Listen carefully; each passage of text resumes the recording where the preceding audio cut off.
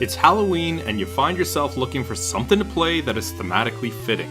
You throw on Halloween Forever and start guiding Pumpkin Man through the 8-bit adventure unfolding in front of him. You're only a short way into the 2D experience before you're overwhelmed with 80s gaming nostalgia. But it's 2018, you're holding a DualShock 4 and you realize that retro is now more of a genre than an era. Making sure to fall in line with many of the games from the time, there is very little story to this title. An evil necromancer has found his way to the graveyard and begun raising all sorts of evil minions to presumably turn every day into Halloween. Due to his haste, carelessness, or maybe sheer stupidity, we don't really know because it's never explained, he also raises the Pumpkin Man, who immediately knows that it is his task to put a stop to his creator, just because. Right from the outset, everything handles just fine, and you will feel in control from that moment on. Double jumping provides both the distance and precision that you will be relying on until the end credits roll, and you'll always be able to depend on your attack of choice, which for Pumpkin Man is the candy corn that he vomits. The attacks, however, do not fire straight forward and will take a bit of getting used to in order to be able to properly time and gauge their trajectory in order to hit your enemies, especially when they are on the other side of a pit. Speaking of pits, there are many instances of spike pits in the game that will result in instant deaths. Normally this is not the worst, but it is combined with another of my least favorite retro gaming elements, the dreaded knockback.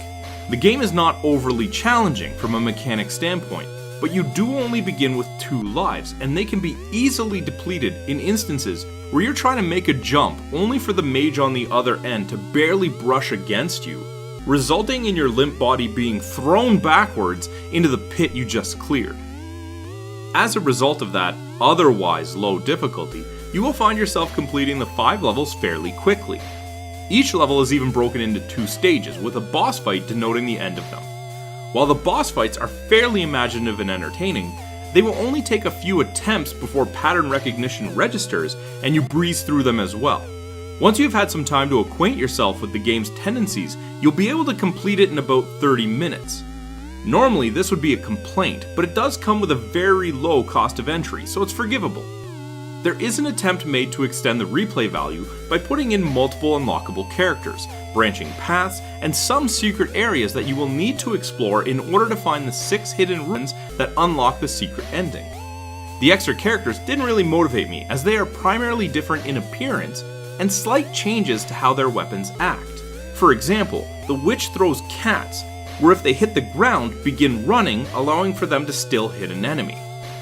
To me, the graphics are great, although much like their design intended, are very basic and simplified. It's almost like the goal was to make things distinguishable as what they are intended to be, and then go no further.